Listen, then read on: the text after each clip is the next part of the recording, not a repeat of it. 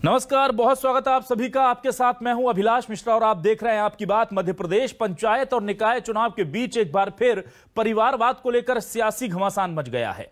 दरअसल परिवारवाद से किनारा करने का दावा करने वाली बीजेपी में कई दिग्गजों के परिवार वाले पंचायत चुनाव में ताल ठोक रहे हैं। कांग्रेस इसे बीजेपी का दोहरा चरित्र बता रही है तो बीजेपी इसे लोकतंत्र की खूबसूरती बता रही है। उधर भोपाल में टिकट के लिए कांग्रेस में हुए विवाद पर भी सियासत जारी है। कांग्रेस इसे पार्टी के लिए बढ़ता प्रेस करार दे रही है तो बीजेपी कह रही है कि गुटबाजी का एक और नजारा है और एक दूसरे को मरने मारने पर उतारू हैं। कुल मिलाकर के पंचायत चुनाव के साथ ही अब चुनावी माहौल में परिवारवाद की बात हो रही है टिकटों को लेकर के मारपीट की और सियासी माहौल गरमाया हुआ है। इसी पर होगी आज आपकी बात।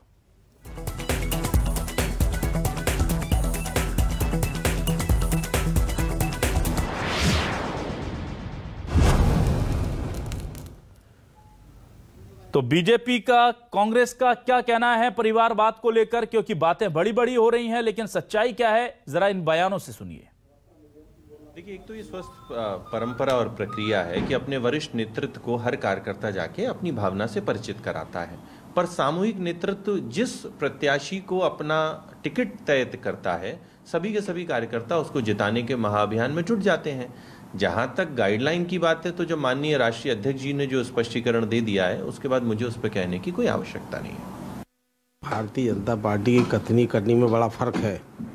भारतीय जनता पार्टी के नेता कार्यकर्ता कहते कुछ है, ठीक उसके विपरीत उनका कार्य रहता है।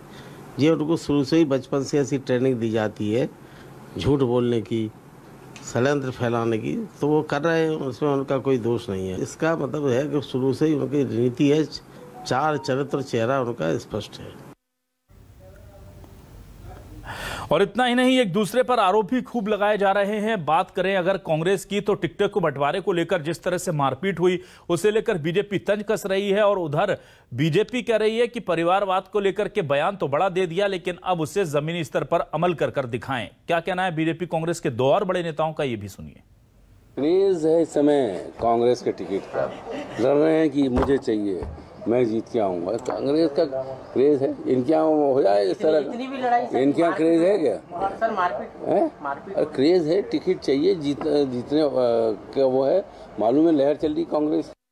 ये तो कांग्रेस का इतिहास है कि कांग्रेस में हमेशा गुटबाजी रहती है और अलग अलग धड़ों में कांग्रेस बटी है, अलग अलग धड़ों के उनके अपने नेता है और जिस धड़ को टिकट मिलता दूसरा धड़ उस टिकट को रोकने की कोशिश करता है। अगर मैंडेट मिल जाता है तो फाड़ने की कोशिश करते। तो ये तो कांग्रेस का कोई कैडर बेस्ड पार्टी तो है नहीं है, ये तो कांग्रेस पार्टी जो है एक परिवार की कंपनी है।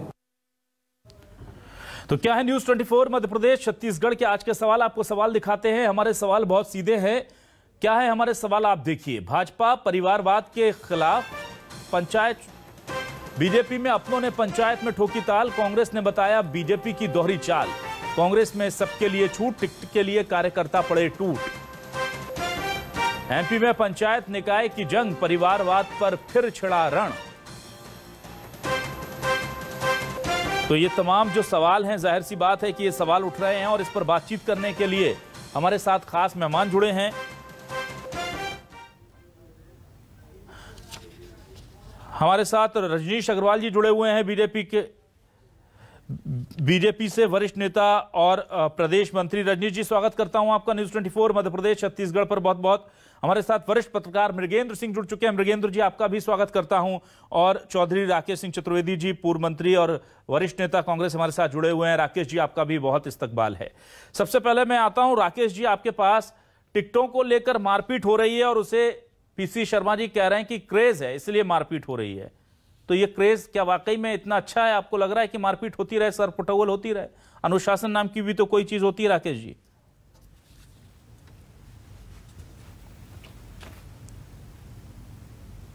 एकाध ऐसी घटनाएं हो जाती हैं जब कार्यकर्ता एकत्रित होते हैं और टिकट के लिए डिमांड की जाती है तो आक्रोश में आके कुछ कार्यकर्ता कहीं ऐसी घटनाएं हो जाती हैं, लेकिन समूचे मध्य प्रदेश में ऐसी घटनाएं नहीं हैं। अगर एक जगह कोई ऐसी बात हो गई, कांग्रेस ही एक लोकतांत्रिक पार्टी है जहाँ पे बैठ के संगठन कार्य करता है, जहाँ पे कार्यकर्ता की बात सुनी जाती है और कार्यकर्ता और नेता लोग बैठ के डिस्ट्रिक्ट लेवल पे ही, जिला स्तर पे ही टिकट के बंटवारे की बात करते हैं।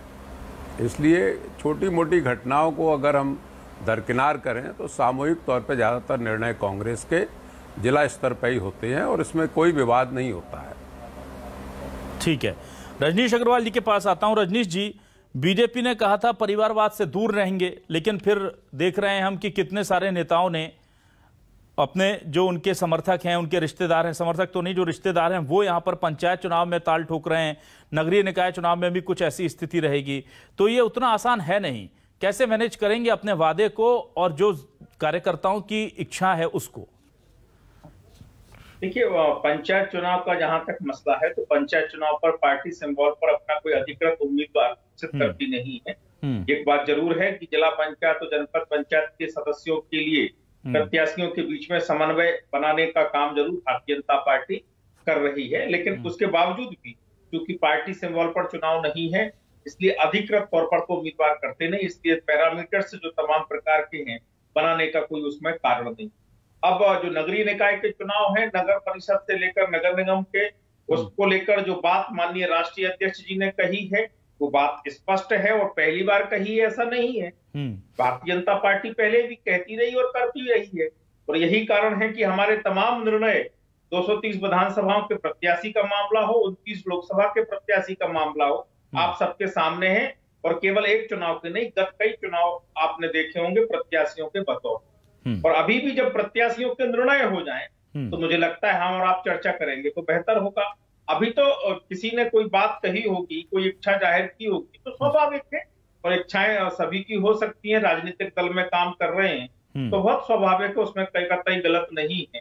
अगर स्वयंवर में आए हैं तो ब्रह्मचारी तो होंगे नहीं, तो इसलिए तमाम प्रकार के नेता राजनीति में आते हैं तो लोकतंत्र की दृष्टि से चुनाव लड़ने का भी विचार करते हैं, सबकी इच्छाएं होती। लेकिन संगठन अपनी पद्धति से, अपनी समिति के माध्यम से, जिस स्तर पर चाहे जिला समिति पार्षदों के बारे में विचार करे या बाद में फिर नगर निगम के पार्षद के बारे में संभाग की समिति या नगर परिषद के अध्यक्ष और नगर पालिका के अध्यक्ष जो अप्रत्यक्ष प्रणाली से होना, बाद में प्रत्याशी तय करना है, उनके बारे में चयन करने का मसला हो, या प्रदेश की चुनाव समिति का महापौरों के प्रत्याशी के बारे में विचार हो, तो मुझे लगता है कि निर्णय उसी ढंग से होंगे जो भारतीय जनता पार्टी अपना फ्रेम बनाएगी। ठीक है, मृगेंद्र जी के पास आता हूं। मृगेंद्र जी, कांग्रेस का इस तरह से कांग्रेस के टिकटों के लिए मारामारी होना, क्या इसे कांग्रेस के लिए शुभ संकेत माना जाए, जैसा कि पीसी शर्मा साहब कह रहे हैं? और रजनीश जी ने जैसा कहा है कि अभी जो है जाहिर सी बात है कि पैरामीटर चूंकि पंचायत चुनाव सिंबल पर नहीं होते तो उस पर तो फिट नहीं बैठते, तो क्या हम इससे संकेत मान लें आने वाले चुनाव में होने वाली दिक्कतों को लेकर पार्टी के सामने जो आने वाली हैं? क्योंकि परिजन जो हैं वो तो उम्मीद लगाए बैठे रहते हैं कि हमें टिकट मिले, पार्षद का मिले, पंच का, मेयर का मिले, तो क्या दोनों पार्टियों के सामने टिकटों का वितरण कितनी बड़ी दिक्कत होने जा रही है सर?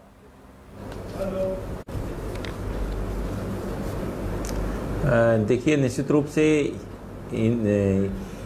जो पीसी शर्मा जी ने कहा है कि शुभ संकेत तो इनको नहीं कहा जा सकता, लेकिन कांग्रेस की एक परंपरा जैसी बन गई है कि हर जगह विवाद होता है, और विशेषकर जहां वो सीटें जहां की अधिक उम्मीद रहती है कांग्रेस पार्टी जीत सकती है। जैसे जो भोपाल के विवाद की बात कर रहे हैं, तो वो वार्ड ऐसा है कि लंबे समय से वहाँ कांग्रेस ही जीतती आ रही उस वार्ड के लिए मारामारी स्वाभाविक है, क्योंकि बाहरी आदमी अगर कोई आएगा तो उस क्षेत्र में जो लंबे समय से काम कर रहा है तो उसमें गुस्सा होना है, स्वाभाविक है। और ये कांग्रेस के लिए कोई नई बात भी नहीं है। और जहाँ तक बात उसकी हो रही है कि भारतीय जनता पार्टी ने कहा था कि कोई पदाधिकारी या बड़े नेता के पुत्र या मंत्री विधायक के चुनाव नहीं लड़ेंगे, ये तो नगरीय निकाय चुनाव में पता चलेगा, क्योंकि पंचायत चुनाव गैर दलीय आधार पर होते हैं, कोई चुनाव चिन्ह नहीं होता।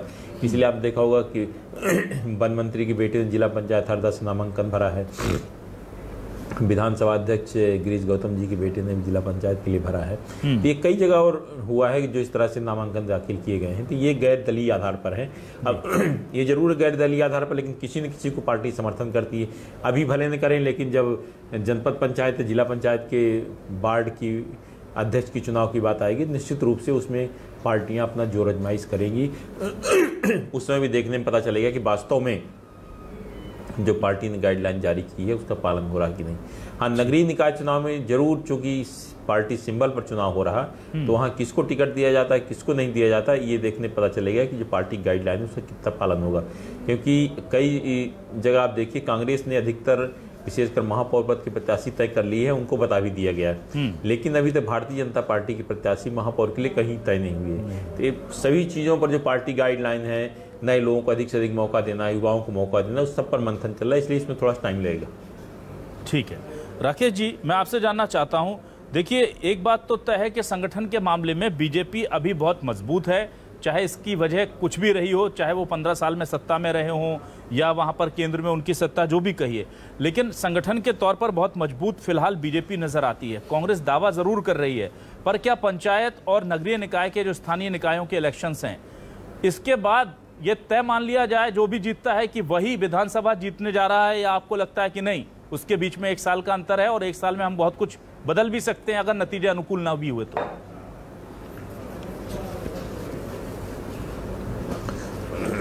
अभिलाष जी, पहले तो आप मनसा समझिए कि सरकार में बैठे हुए लोगों की मनसा क्या है।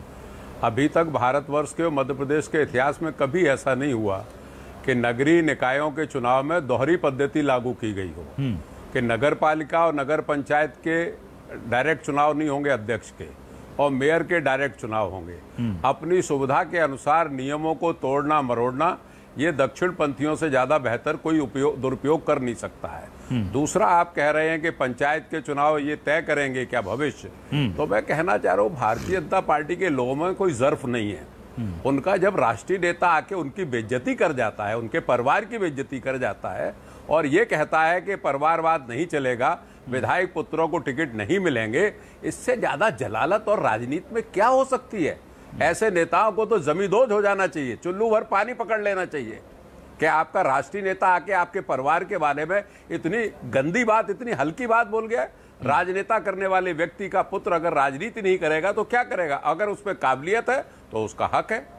लेकिन ये कह के प्रेस कॉन्फ्रेंस में और पब्लिकली आपने उन सारे परिवार के सारे नेताओं के, आप कहोगे अनुशासन है, अनुशासन तो है ही भाई दक्षिणपंथी का, आरएसएस का, कि आपकी जबान नहीं खुल सकती, आप बोल नहीं सकते हो, आपके परिवार की बेइज्जती होती रहे, आपके बच्चे बैठे बैठे समय का इंतजार करते रहे और नेता आके ये कह जाएगा कि नहीं जनाब विधायक पुत्रों को टिकट नहीं मिलेगा, तो आप दूसरा काम खुलवाएं, उन्हें शोरूम खुलवाएं, खेती करवाएं। काहे के लिए जिला पंचायत और जनपद पंचायत में चुनाव लड़ा रहे हैं?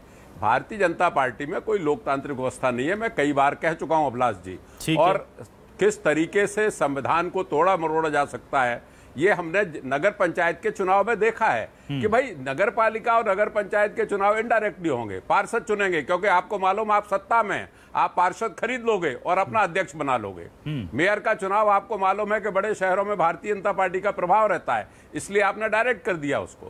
जिला पंचायतों में आप इस तरीके का जो अपना रहे हो, बाद में आप कहोगे कि हमारा जिला पंचायत अध्यक्ष चुन गया, हमारा समर्थित है भारतीय जनता पार्टी का।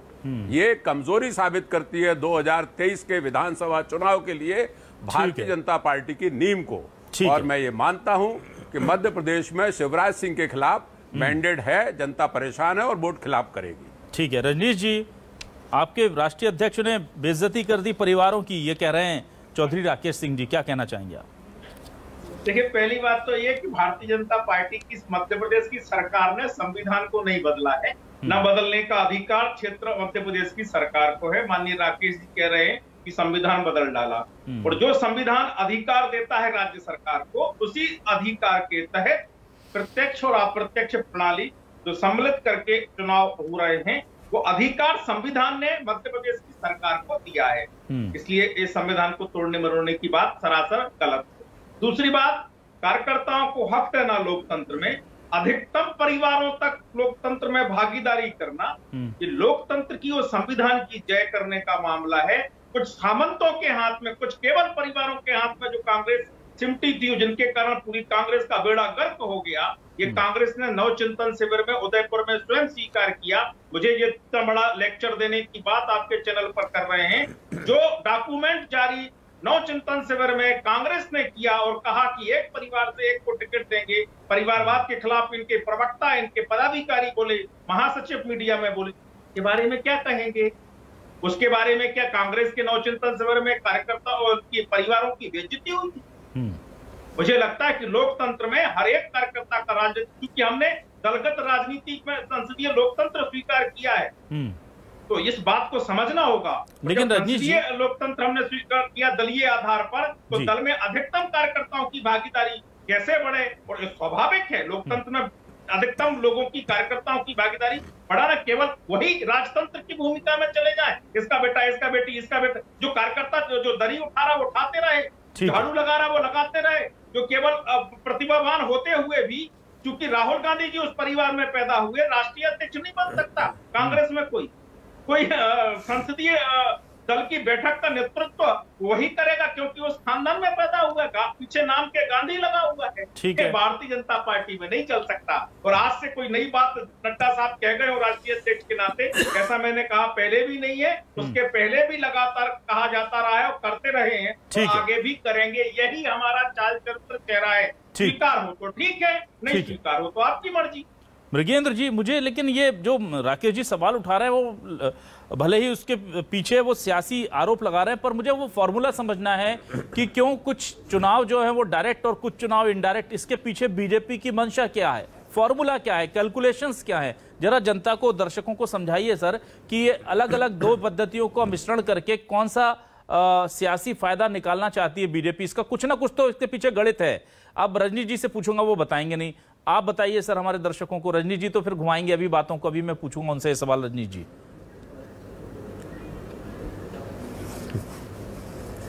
देखिए, महापौर के चुनाव तो सीधे जनता द्वारा हो रहे हैं, बाकी नगर परिषद, नगर पंचायत के, नगर पालिका और नगर पंचायत के चुनाव वो पार्षद चुनेंगे जी।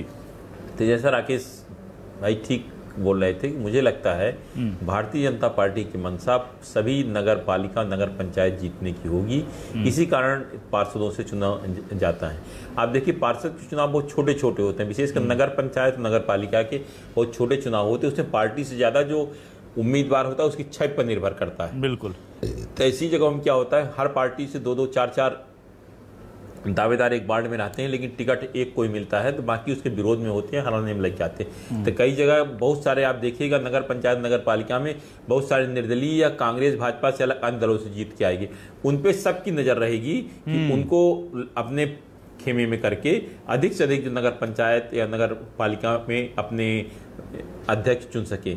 ये एक सोच होगी, क्योंकि ये राजनीतिक सोच होता है। चुनाव के 1 साल बाद, 100 साल बाद चुनाव हो तो उससे एक माहौल भी बनेगा कि इतने आप देखेंगे आएगा, इतने नगर पालिका, इतने जनप्रतिनिधि पार्टी के, तो उससे बहुत वजन भी बढ़ता है भारतीय जनता और चुनाव में मोबिलाइजेशन भी हो पाता है। वो एक बड़ा मुद्दा होगा जो चुनाव में एक माहौल बनाने का काम करेगा।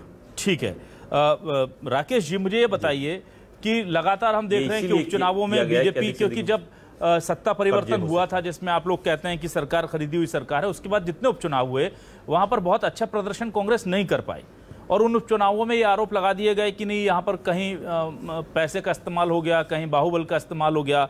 अब नगर पंचायत के जो इलेक्शन हो रहे हैं या चाहे नगरीय निकायों के इलेक्शन होंगे, उसको लेकर वो फ्री एंड फेयर होंगे? अभी आप कंफर्म है कि आपको लगता है कि अभी भी गड़बड़ हो सकती है कुछ? पहले तो प्रदेश के प्रबुद्ध पत्रकार मृगेंद्र सिंह जी को धन्यवाद देता हूं कि उन्होंने बात को सही तरीके से समझा जी और उसका स्पष्टीकरण आपको दिया। एक विद्वान व्यक्ति का यही तरीका होता है कि वो सत्य बोले। जहाँ तक आप बात कर रहे हैं कि क्या तरीका ये निकाला जाएगा और क्या इस पर जनता निर्णय करेगी, आपका प्रश्न जो है फिर वहीं आ जाएगा। क्या उपचुनाव की तरफ जो हमारी नजर जाती है तो जनता से आप पूछिए कि क्या नोट बांट के वोट नहीं लिए गए, क्या उपचुनाव में शराब और पैसे नहीं बांटे गए। ये दक्षिणपंथी विचारधारा के लोग व्यक्ति को खरीद के अन्य तरीके से कोई भी प्रलोभित करके इन्हें टिकट चाहिए। ये हिटलर की विचारधारा के लोग हैं, मुसोलिनी की विचारधारा के लोग हैं। ये किसी भी तरीके से आप देख लेना, अभी ये पंचायत चुनाव होंगे और नगर पालिका के चुनाव होंगे, सब में खरीद फरोख्त होगी। और वोट को खरीदने का काम पिछले 18 वर्षों में दक्षिणपंथी विचारधारा ने मध्य प्रदेश में जो किया है उससे घिनौना कृत इनके चेहरे अलग हैं। और ये कितने मन के घिनौने हैं। अब बार बार राहुल गांधी, बार बार ये, अरे कभी जतिन शाह की तरफ जाओ, हजारों करोड़ का आदमी, कहीं 2% का आदमी गुजरात का, और हजारों करोड़ का आदमी बना दिया। अडानी मध्य प्रदेश में 2010 में 20 करोड़ रुपए मृगेंद्र भाई दलाली के दिए इसको, बिजली खरीदी और बेचने में। मेरे पास प्रूफ है। आज दुनिया का तुम सबसे बड़ा आदमी बनाना चाहते हो उसको। ये लोकतांत्रिक तरीके से जितना दुरुपयोग देश में किया है भारतीय जनता पार्टी ने, उतना अन्य किसी दल ने कभी नहीं किया। राकेश जी, लेकिन अगर आपको जा रही है, इन लोगों के बढ़िया बाछे खिल रही है। राकेश जी, अगर 2018 से लेकर के पहले तक के सारे चुनावों में पैसे के दम पर ही चुनाव हुए, तो आगे वाले नगर पंचायत इलेक्शन हो, नगरीय निकायों के इलेक्शन हो या विधानसभा इलेक्शन हो, फिर इनकी इलेक्शन की फिर भूमिका रह क्या जाती है, अहमियत रह क्या जाती है? आप अभिलाष जी, आप बहुत प्रबुद्ध व्यक्ति हैं। मैं कई बार कह रहा हूं, कितने भी शेषन जैसा व्यक्ति दोबारा नहीं आ सकता। अगर वैसा व्यक्ति कोई आएगा विल पावर वाला निर्वाचन आयोग, अब तो इन्होंने अपने थैली के चट्टे बट्टे बनाना शुरू कर दिए। अमित शाह जैसा आदमी जो है पूरे सभी चारों तरफ अपनी कब्जा कर रहा है। आप ये विश्वास रखिए कि मध्य प्रदेश की जनता समझती है, और वोट और नोट का कितना खेल शिवराज सिंह कर रहे हैं ये साफ सब जनता जानती है। ठीक है, कुछ कहने की बात नहीं है। रजनीश जी, आपने पहले भी देखिए पैसों के बल पे सत्ता हासिल की और आगे भी ऐसा कर सकते हैं, ये आशंका जता रहे हैं। राकेश जी, क्या कहेंगे आप? राकेश जी की भाषा आज हताशा की और कुंठा की सामने आ रही। 2% का आदमी, ये भाषा राकेश जी की नहीं हो सकती है। किसी हताशा को मैं कमेंट नहीं करता हूं मैं किसी की भाषा को, और एक कमेंट नहीं करता हूं। बारे में कह रहे हैं श्रीमान अमित शाह जी के परदादा भी बड़े व्यापारी रहे हैं और करोड़ों की जमीन जायदाद उनको पैदा होते हुए भी मिली है। तो उसके बारे में मैं चर्चा नहीं करूंगा, लेकिन ये राकेश जी की भाषा नहीं हो सकती। जरूर ये कांग्रेस की हताशा और कुंठा उजागर हो रही है। रही बात जनता जनार्दन के जनादेश, तो जनता भारतीय जनता पार्टी को आशीर्वाद देती है तो इनको अच्छा तो लगेगा, नहीं तो उसको जस्टिफाई ये किस रूप में करेंगे ये आपके सामने प्रकट हो रहा है। अभी तो रुकिए, ईवीएम मशीन पर रोना शुरू करेंगे। जब ये ईवीएम से छत्तीसगढ़ में जीत जाएं, बाकी दूसरे राज्यों में जीत जाएं, तो ईवीएम अच्छी है। नहीं तो अभी ईवीएम पर 4 लोग इनके नेता आरोप लगा चुके हैं। अभी जैसे ही भारतीय जनता पार्टी जीत के आएगी तो फिर आरोप लगाएंगे। एक बात के लिए जरूर राकेश जी को धन्यवाद, तो वो स्वीकार कर रहे हैं बड़े नगरों में भाजपा का प्रभाव अच्छा है। भले ही वो प्रत्यक्ष प्रणाली के कारण स्वीकार कर रहे हो, लेकिन उनके लिए धन्यवाद। हमारे भारतीय जनता पार्टी का बड़े नगरों में, छोटे नगरों में, कस्बों में, गांव देहात में भी अच्छा प्रभाव है, तो वो परिणामों में भी दिखेगा। आपने आज महानगर स्वीकार किए हैं, कल नगर और कस्बा भी स्वीकार करेंगे। कांग्रेस के नेता भी स्वीकार करते हैं। कमलनाथ जी स्वयं कहते हैं कि भारतीय जनता पार्टी संगठन से हमारा मुकाबला है। तो मुझे लगता है कि वो सच्चाई आपके जमान पर आज नहीं तो कल, कल नहीं तो परसों आएगी, स्वीकार उक्ति होगी। और नवचिंतन शिविर के बारे में जरूर बताइएगा। जो वो परिवारवाद के खिलाफ आप लोगों ने वहां प्रवचन किए थे, डॉक्यूमेंट जारी किए थे, उनके बारे में कांग्रेस के क्या विचार है, बदल गए या केवल वो अच्छी बातें प्रेस के लिए बताने के लिए थी और चाल चरित्र कांग्रेस का वैसा ही सामंतवादी रहने वाला है? ठीक है। मृगेंद्र जी, मुझे ये बताइए कि जो परिवारवाद को लेकर के बार बार निशाना साधा जा रहा है, बीजेपी ने भी परिवारवाद को लेकर कहा, लेकिन अब देख रहे हैं कि पंचायत में जब परिवार से जुड़े लोग आ रहे हैं तो ये कहकर के बीजेपी थोड़ा अपने आप को बचा रही कि नहीं, ये तो सिंबल पे लड़ाई नहीं जाता, लेकिन परिवार के लोगों को टिकट मिल रहे हैं और जाहिर सी बात है कि सपोर्ट करने की बारी आएगी तो देखना दिलचस्प होगा कि पार्टी के लोग कर रहे हैं या नहीं। दूसरी तरफ कांग्रेस ने परिवारवाद को लेकर नवचिंतन शिविर में बड़ी बड़ी बातें कही और यहाँ करके कमलनाथ जी कहते हैं कि हमें तो एक परिवार से 2-4 जो टिकट लेनी है ले लो, बस जिता के दे दो। तो ये परिवारवाद जो है ये सियासत से इतनी जल्दी जाने वाला नहीं है, क्या ये स्पष्ट समझ लें हम लोग? निश्चित रूप से परिवारवाद जो है सियासत से इतना जल्दी जाने वाला नहीं है, चाहे नेता या पार्टी की करता धरता कुछ भी कहते रहे। जहाँ तक कि पंचायत चुनाव की बात है तो निश्चित रूप से पंचायत के चुनाव गैर दलीय आधार पर हो रहे हैं, कोई चुनाव चिन्ह आवंटित नहीं होगा। तो लेकिन जो प्रभावशाली लोग होंगे वही जीत के आएंगे, जो भी उनको चुनाव चिन्ह मिलेगा। तो इसी कारण आप देखिए वन मंत्री जी ने अपने पुत्र को दिव्यादित्य को मैदान में उतार दिया है। विधानसभा अध्यक्ष गिरीश गौतम के पुत्र भी वो रीवा जिले के से जिला पंचायत का चुनाव लड़ रहे हैं। तो ये जब जीत के आएंगे तब ये पता चलेगा कि पार्टी उनको अध्यक्ष पद के लिए लड़ाती है। हालांकि वहाँ भी ये कहेंगे गैर दलीय आधार पर होगा, पर ये देखने वाली दिलचस्प बात ये होगी कि क्या उनको पार्टी अपना समर्थन देती है कि नहीं देती, ये इसमें समझ में आएगा। दूसरी चीज़, जहाँ तक कमलनाथ जी की बात है तो वो साफ बोल चुके हैं कि हमें पार्टी या परिवारवाद से नहीं है, हमें तो जिताऊ उम्मीदवार चाहिए। तो जिताऊ उम्मीदवार हो सकता है विधायक का भाई भी हो सकता है, विधायक की पत्नी भी हो सकती है, विधायक के भाई, विधायक की और रिश्तेदार भी हो सकते हैं, पूर्व मंत्रियों के रिश्तेदार हो सकते हैं। तो इस कारण कांग्रेस में परिवारवाद की कोई चर्चा नहीं, वहाँ केवल जिताऊ उम्मीदवार देखा जा रहा है, कौन चुनाव जीत सकता है। ठीक है, तो कुल मिलाकर के बीजेपी ने भी कह दिया है कि नेता परिवारों के पंचायत चुनाव लड़ने को लेकर के साफ तौर पर इशारा दिया है कि लड़ सकते हैं, परिवार से अगर कोई आ जाता तो गलत नहीं है। और कांग्रेस तो शुरू से ही बोल चुकी है कि परिवार से हमें कोई गुरेज नहीं है। कुल मिलाकर के सियासत में परिवारवाद चलता रहेगा, लेकिन ऊपर पर उसको लेकर के बयान भी आते रहेंगे। नगरीय निकाय चुनाव में असल परीक्षा होगी आशीष जी, रजनीश जी, और जाहिर सी बात है कि आशीष जी ने जिस तरह से आज इशारा दिया है कि परिवार से अगर 2 लोग आ जाते हैं तो कोई गुरेज नहीं, वहां पर देखते हैं कि कैसे फैक्टर होते हैं। लेकिन अगर बीजेपी ये बड़ा फैसला एग्जीक्यूट कर पाती है तो वो बधाई की पात्र होगी। और राकेश जी, जिस तरह से हम देख रहे हैं कि कांग्रेस में टिकटों को लेकर मारामारी है, हम उम्मीद करते हैं कि वाकई में इतना क्रेज रहे जैसा कि पीसी शर्मा साहब बोल रहे हैं, ताकि लोकतंत्र के सामने एक अच्छा विपक्ष, मजबूत विपक्ष निकल कर आए। मृगेंद्र जी, आपका धन्यवाद दूंगा। रजनीश जी, आपको भी शुक्रिया कहूंगा। राकेश जी, आपको भी बहुत बहुत शुक्रिया। लोकतंत्र में चुनावों का दौर मध्य प्रदेश में चल पड़ा है। पंचायत चुनाव, नगरीय निकाय चुनाव और फिर विधानसभा चुनाव। परिवारवाद, युवा, जिताऊ उम्मीदवार, ये तमाम जुमले फिर से हावी होंगे। जनता का काम, जनता की ख्वाहिशें पीछे ना छूट जाएं, इसका भी ध्यान रखना होगा। तमाम दर्शकों को नमस्कार।